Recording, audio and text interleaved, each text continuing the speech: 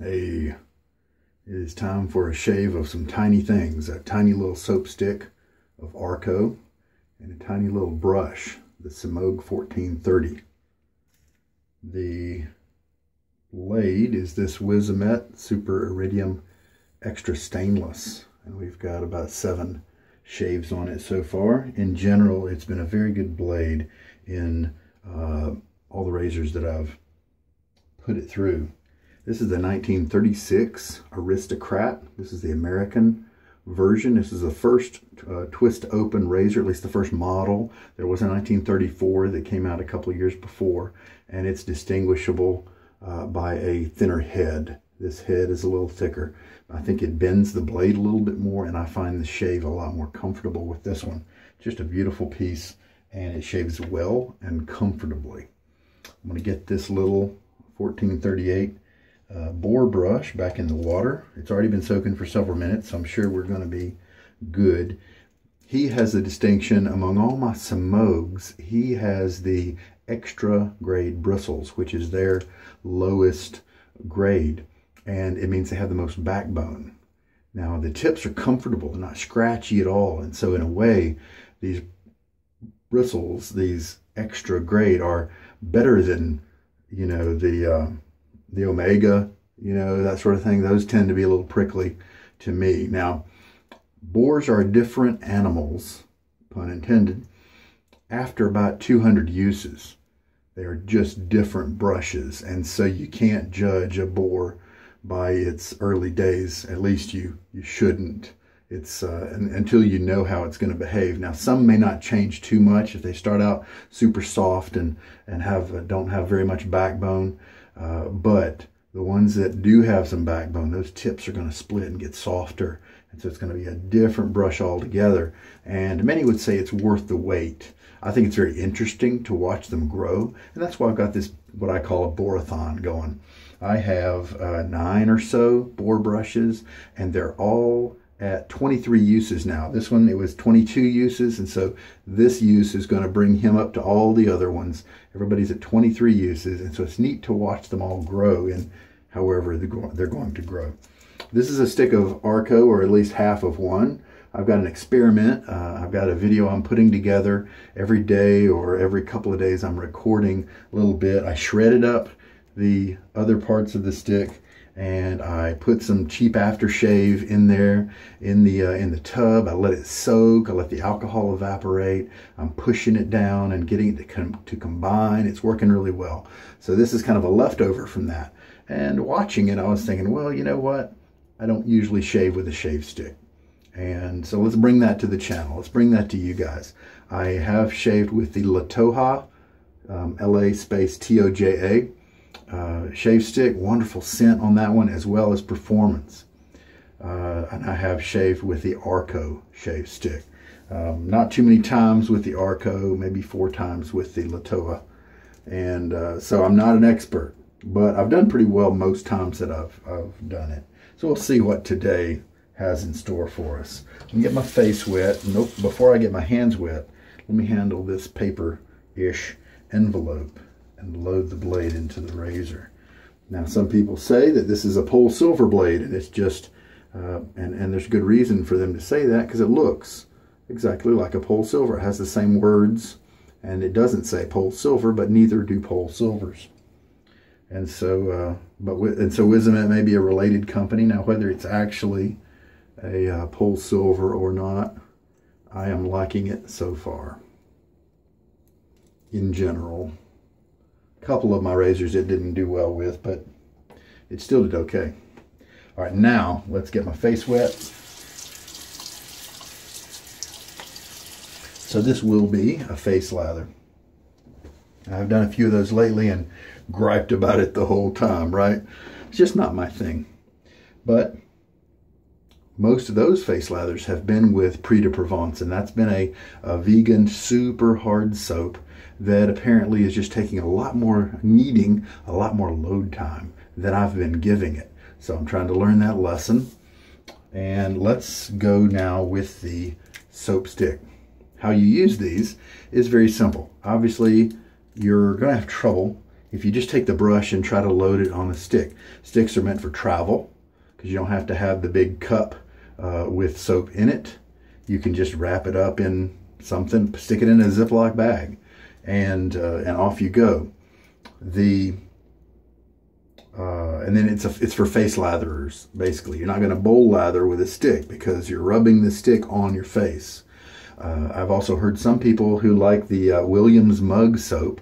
It's a round puck that you put in the bottom of a cup. But some people actually like to treat it like a stick. And they'll take the edge of I'm holding it like I would a cookie, and they take the edge of the soap and treat it like a stick and rub it on their wet face.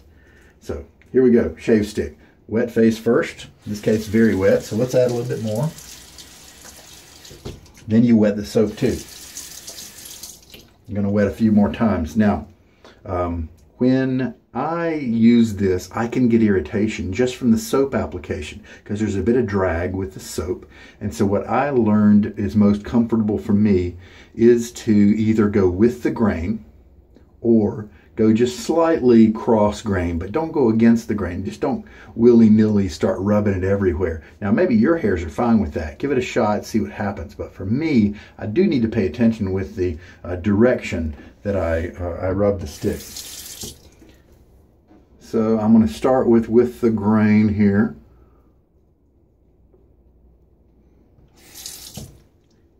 Don't feel bad about going back to get more water.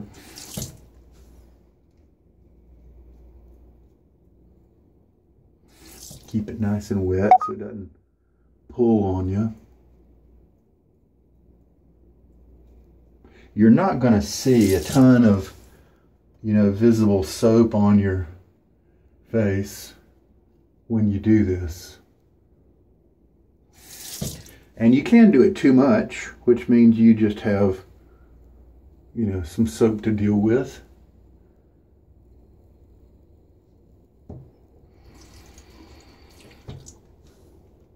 And I'll probably put too much on, but that's better than not putting enough on. And so you might be able to see a little bit that some of my stubble picked up, a little bit less than 24 hours. And you might start seeing a little curling of the edges as you do your thing there. Okay, and that's pretty much it. Now, one thing I visualized, I just stuck with the grain. It's most comfortable. Sometimes I've gone, since the grain here goes straight down, I've gone back and forth a little bit. And what I try to think about is going over each bit of my face, each square inch of my face, X number of times. And that helps me because at first I said, let's go over each spot twice. Well, that wasn't enough lather. And so then I said, okay, let's do it 4 times, so that kind of thing. So I tried to keep count in general, but we probably overshot it, which is just, big deal. We have a little bit extra lather. These sticks, you can sometimes get them for $1.50, $2 a piece. And many people say they can get them to go maybe 3 months or so. So that's a very economical choice. Performance is excellent. The scent, it's divisive. It's like a lemony industrial detergent kind of scent. And so I could see why some people are put off by it a little bit. I think it's from the Middle East, like Turkey or something like that. All right, so I'm just going to take my brush. I'm going to go ahead and shake a little bit of the water out. And we'll probably be adding water. Should have shaken more out if I didn't want as much mess, right? And watch, we've already got these bubbles start to show up.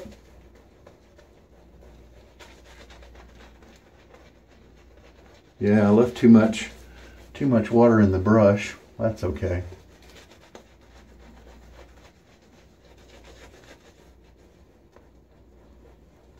Now this is too dry still. We need to integrate this better and it'll puff up some more. And in fact, I'll probably have to add back in some of this water that's gone away. Now that once you start getting a lather to kind of build up. Now sometimes you may want to pick an area on your face and just work it as you're building your lather. If it's easy for you to do just your neck, or you know, just a cheek or something like that, that might be a good way to go. And then you can kind of spread that lather around from there. So to prevent this mess, maybe I should have shaken off a little more water. It's pressed out, squeezed out a little more water, but that's all right. Now I'm going to fill up my syringe. And the thing I love about this syringe is, even though with my bowl lathering I'm often adding a whole teaspoon at a time or half a teaspoon, with the syringe I can just as easily add 3 drops. Tilting my face so that the water doesn't sink down into the root of the brush and away from the lather.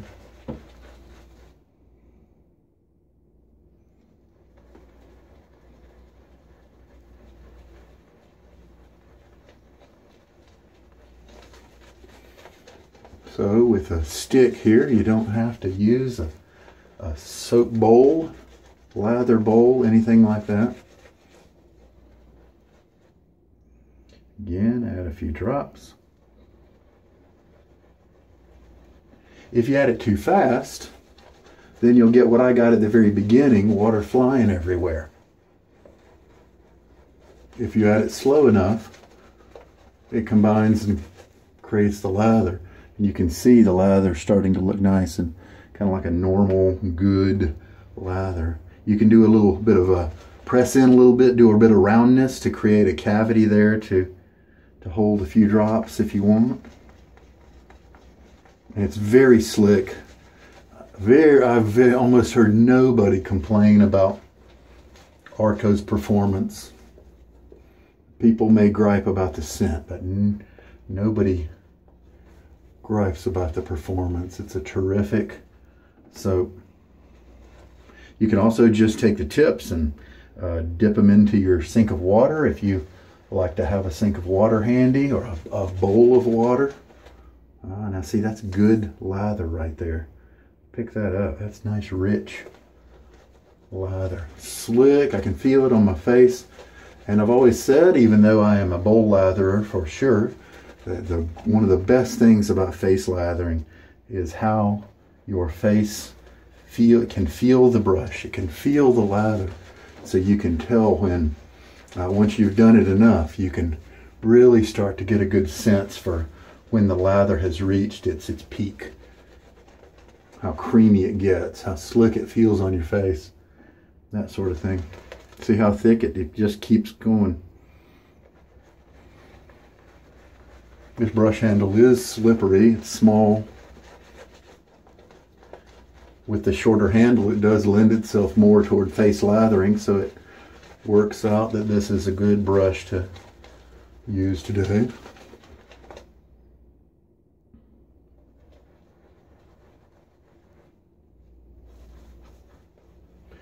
I like to alternate between the round strokes like this and the painting like this, because the round can often put lather around the side and the painting can free it up from the side and kind of get it back to on your face and help it not to maybe fall off.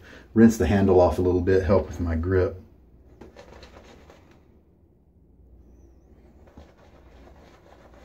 And I have definitely not over-watered this lather. I've put a little bit more than a teaspoon of water in it here. Now to me this is a little tedious. I would rather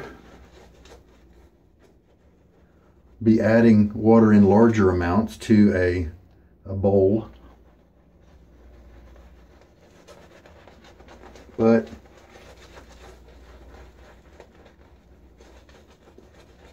we're just having fun doing something different.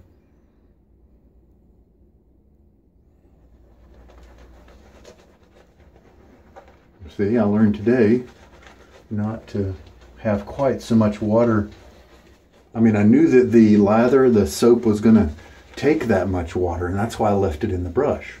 However, as you're starting to build up the lather on your face, the soap isn't going to absorb all that water right away. So you need to keep it away from your brush for a little while until you start to kind of build up your lather. Come on now, that was an awesome piece of nicely hydrated lather. Well, this is a small little boar brush, and so he's not going to be able to hold a ton of lather for the next passes, you know. Let's add just a little bit more water, and then maybe we'll just roll on and shave with what we have. Sure, I'm glad these tips are not scratchy. I probably would normally keep adding a little bit more. So we've got 1.5 teaspoons of water in the lather now. And so what I'm going to do is this. Let's try something. I'm going to make a well in my brush, and let's go around and kind of collect up the excess. The part in areas that's not going to get shaven. I don't know if it's worth doing this at all. You know what? This is a thick lather. Why don't we try something really crazy? Let's just use our fingertips here. Act like a rake. That is some rich lather right there.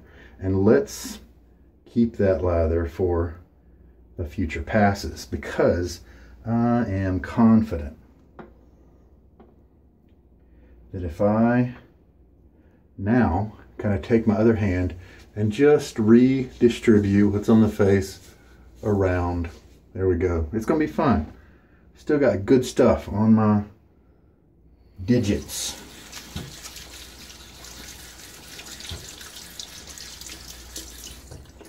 Cold water tonight. Bring it in hot. Eventually it'll catch up with me. Just to bring it up to lukewarm. And I do have hard water here. Okay, so here we go, from north to south, which for me is with the grain on my cheeks. On my neck, it is not with the grain. It would be cross grain on my neck, because my neck hair kind of goes sideways. So now as I continue going down this way, I've turned it into a cross grain pass, and you know, there is no written rule about what kind of pass you should do. So feel free to change it up. Try something new sometimes if you want. Some guys skip the with the grain pass and go right for the cross grain and then an against the grain. Some people will skip the cross grain. They'll do a with the grain and then a against the grain. Now for my neck, and against the grain is really more of something like this, and then something that curves up this way. And then on my cheeks, it is straight up, would be against the grain. So it's against the grain, with the grain, all these grain terms, it's relative, depending on how your beard grows. I've seen some people with a beard that grows from this direction this way, so with the grain is going to be a sideways pass. Cross grain would be either from down to the up to the bottom, and from the bottom to the top. And then against the grain would be from the ears toward the mouth. And there we go. Let's do a little bit of rinsing. Now as you rinse, with this kind of scenario, you can use your fingers as a little bit of a diagnostic tool. You can feel your face. Does it feel like there is just tons of soap there, and the more water you add, the more you're generating a lather? Or does it take, and that means that you have got plenty of soap on your face? Or does the water rinse pretty quickly, rinse away the soap, and you don't really get that slick feeling anymore? In which case, maybe next time you might want to add a little bit more soap. So you can use that as a gauge to perhaps help you. And I don't need to lay down a big thick layer. Like I've always said, even when bowl lathering, I am going to get going here with the second pass. And it looks good on my face, feels protective. Now this blade did not feel super smooth on that first pass. Maybe this Wizamet is aging a little bit, who knows? Maybe it's just not as made for this particular, the geometry of this particular razor.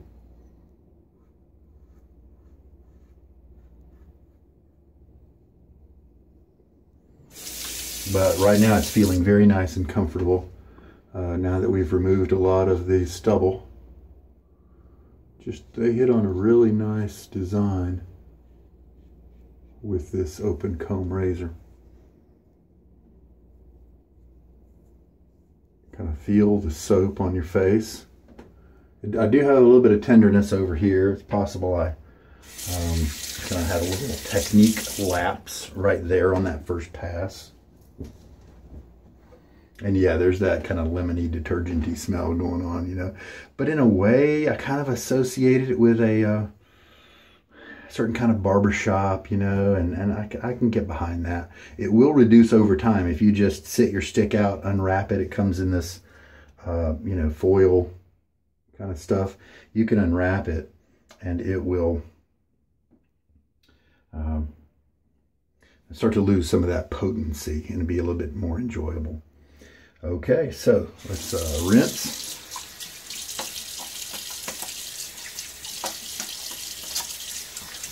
There's no need to do a full rinse, just a, at least I do a partial. You know, there's some people who don't even rinse at all. And hey, you know, give it a shot. If you like it, do it. Some people do full rinses. I do a partial. I leave a little bit. Now, I needed that. Come on now.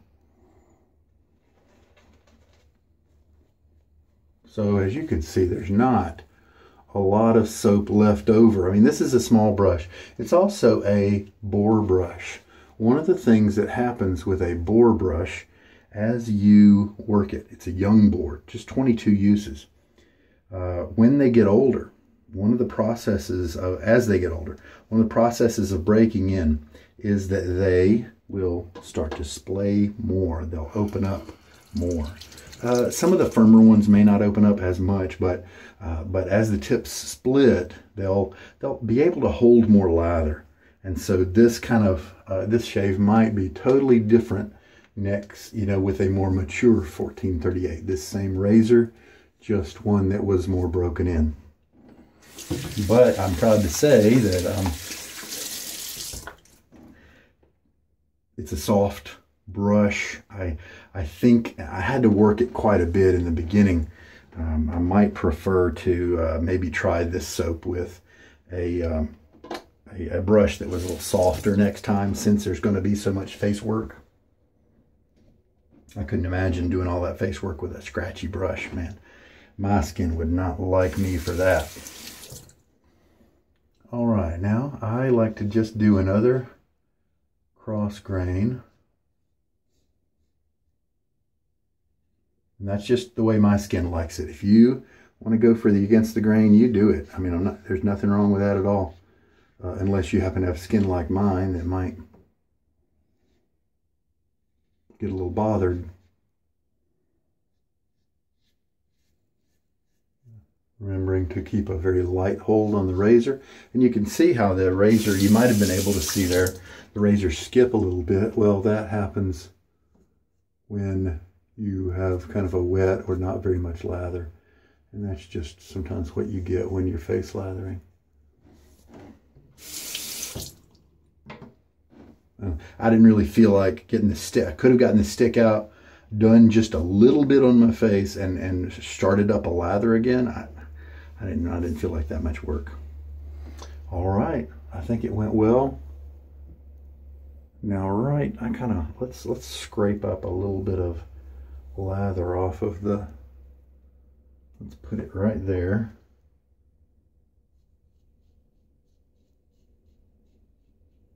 Just, yeah, that was worth it. I had just not done a very good pass, kind of right there on my Adam's apple. Oh, nice. I'm really happy with the closeness here. Very, very good. Very good. I don't see anything with any length on it. very above average for me. All right, rinse it off. Now, I like to try to judge things fairly. If I don't get a good experience with something, I think about, have I done it properly? Because otherwise you can't judge. You can't judge fairly if you do a crappy bowl lather and then you say all bowl lathers are bad. I think if I were to have a bigger brush knot that would hold more lather, that would have gone better. So I'll do that again some other time. So now we've got this Arko stick. It's a little bit wet, but basically just like any wet soap, find somewhere to put it so it'll dry out. And then it'll be ready to go for next time. And I'll rinse out the brush, of course, but I happen to have some Arko brand aftershave splash. I don't think there's too much in here to make my skin feel better. So this may give me quite a jolt. And sometimes these have been known to give me a little bit of irritation because of the alcohol right after a shave. But I just feel, I like the scent on this one. It's kind of what I wish Aqua Velva would smell like. But I think they've kind of changed their formula over the years. I think it's, and what I meant to say was, I think it smells like how I remember Aqua Velva smelling a long time ago. All right, yeah, no, I don't think that's stirred up. Well, it's just a little bit right there. Oh, you know what that is? That is an area that I don't have a beard. And so my razor just went, and it's also kind of on a hill. And so my razor just went a little too far off in the wrong direction there. And that's my fault. Well, I got a good shave. The timing looks decent. This is probably about the same time I might be finishing up with a, I think, with a bowl lather. So it's not super fast. It does have the potential to be faster if you get good at it. And I'm pretty sure I could have whipped up the lather a little quicker with a larger brush. But a couple of things that might be important to say. I think this was a good test because this is a small brush. This is the size brush that one might take to travel. And so I think it's very relevant. So the stick, of course, is very travel friendly, and a small brush is travel friendly. And synthetics are another option for traveling because they, and you can see, look, some of these bristles are already showing you where they're going to, where many of them are going to be after it really has a chance to break in. Now, if you look, there's a few in there that are kind of doing loops or something weird like that. So you know what I'm going to do? After I dry it off, or before I dry it off, just going to take a normal hair comb, just make sure they're all straight in case I kind of, in case the circling motions tripped a few of them up in some way. And I'll do that while it's wet, so that, matter of fact, why don't we just do it now? Do that while it's wet so that maybe we will run less of a risk of breaking any bristles. There we go. It doesn't take much. All right. I want to make sure I get all the soap out. Okay, another thing after a boar shave is to dry the brush. This is a wooden handle underneath a painted kind of enamel surface. I let water get in there and the wood expanded and it cracked the paint. Not a big deal. Looks like a vintage brush now to me. So I am going to just strop the brush up and down, and what I do is I'll strop it this way and then I'll turn the brush 90 degrees, and so that way I get flex in all four directions. So we're just mainly removing the standing water from the brush, so that now the only water there is really just the small amounts of water that are attached into the bristles, and so those will evaporate over time, and as it dries near the tips there, they'll gradually start to split. That's what we want. And that is when the brush changes. It's almost like Bruce Banner and the Incredible Hulk. The transition takes a long time. I've heard some Omega brushes could take 3 or 4 years before they get to the point where they have broken in, have split, and the brush is super soft. All right. Total, we used 1.5 teaspoons of water, and it's hard to be able to, you know, tell you. Yeah, this is a good smelling aftershave. I think this is on Amazon. I know it's on eBay. And this one's called Cool. That's the scent to look for. If you want to kind of, if you like that aqua velva genre, that blue genre. So we got the post shave on. We're good. Face feels good. I've got oily skin, and so this alcohol aftershave can help to temper that a little bit. If you've got dry skin, then alcohol aftershave is probably a no-go for you. Find a good lotion, a good face lotion, a moisturizer of some sort, a shaving balm, that sort of thing. If you do decide to try Arko, you can buy the stick. If you don't like the shave stick aspect, I say give it a shot. You may like it. If you don't, a good fallback is let it dry and then take it to your cheese grater, grate it into shavings, then take a container and press them into the container. And that's a way to make it fit into any size container. And I've also heard that the Arko stick is actually, yep, it is actually soft enough where you can brute force it and just squeeze the thing. You don't have to shred it if you don't want to.